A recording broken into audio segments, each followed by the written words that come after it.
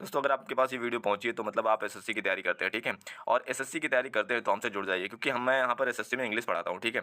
और मैंने एक सीरीज स्टार्ट करी है 60 इंपॉर्टेंस रूल, ठीक है, ग्रामर के, ठीक है। और उसमें ये मेरा एर्थ रूल है, ठीक है, मेरा इसमें एर्थ रूल है, ठीक है। तो मैं 2 दिनों से नहीं पढ़ा रहा था क्योंकि मेरा थोड़ा गला खराब है, ठीक है। और अभी भी लग रहा होगा कि मेरा गला खराब है, क्योंकि मेरे गले में कांटे कट रहे हैं, ऐसा लग रहा है जुकाम होने वाला है, ठीक है। बट मैंने कल जैसे तैसे क्लास करी थी, कल कल करी थी, कल नहीं करी थी, परसों करी थी शायद। और ये वो क्लास है, ठीक है, मैंने सिनोनिम्स पढ़ाया था, ठीक है। और आप जाके देख सकते हैं जो एसएससी जीडी का जो मैंने एग्ज़ाम हुए थे, ठीक है।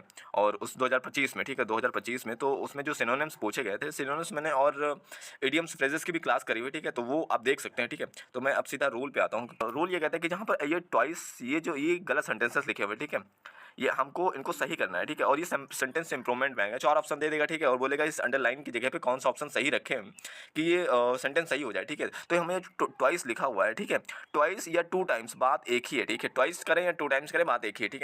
और कभी ट्वाइस आ जाए तो हम कंपैरिजन जो है ER लगा के नहीं करते हैं, ठीक है। मतलब ER लगा के कंपैरिजन नहीं करते, कंपैरेटिव डिग्री नहीं यूज़ करेंगे, पॉजिटिव डिग्री यूज़ करेंगे, ठीक है। तो अगर ट्वाइस आ जाए तो एज टॉल एज करेंगे, ठीक है, एज टॉल एज करेंगे, ठीक है। यहाँ पे ये भी यहाँ टॉलर करेंगे नहीं करेंगे, ठीक है, एज टॉल एज करेंगे, ठीक है, एज टॉल एज, ठीक है। तो अगर 2 टाइम्स या ट्वाइस आए, इन दोनों की मैं बात कर रहा हूँ, ठीक है। अब यहाँ सही हो जाएगा, ठीक है। 2 टाइम्स आ गया, ठीक है, तो यहाँ पर सही लिखा हुआ है टॉल एज हिज ब्रदर, ठीक है, he is 2 times tall as his brother, ठीक है। तो ये आपका सही हो जाएगा, ठीक है। तो ये होता है, ये सेंटेंस गलत है तो सही ऐसे ही होता है, ठीक है। और ये यहाँ पर एरर यहाँ पर भी है, ठीक है, ये भी गलत ही है, ठीक है। He is equally as smart as his brother, ठीक है। अब जो एज स्मार्ट एज लिखा हुआ है, ठीक है, इसका मतलब भी इक्वली है, ठीक है। अगर ये दोनों यूज़ करेंगे तो सुपरफ्लुअस हो जाएगा, ठीक है। मतलब इन दोनों में से कोई एक यूज़ करेंगे, ठीक है, चाहे इक्वली यूज़ कर लो, चाहे एज स्मार्ट एज यूज़ कर लो, लेकिन यहाँ पर इक्वली नहीं यूज़ करेंगे, ठीक है, एज स्मार्ट एज यूज़ करेंगे, ठीक है। तो और यहाँ पर देखो, मैंने कई एग्जाम में मैंने देखा ये सेंटेंस, ऐसे सेंटेंस आए हुए हैं, ठीक है। How many x and money do you need, ठीक है।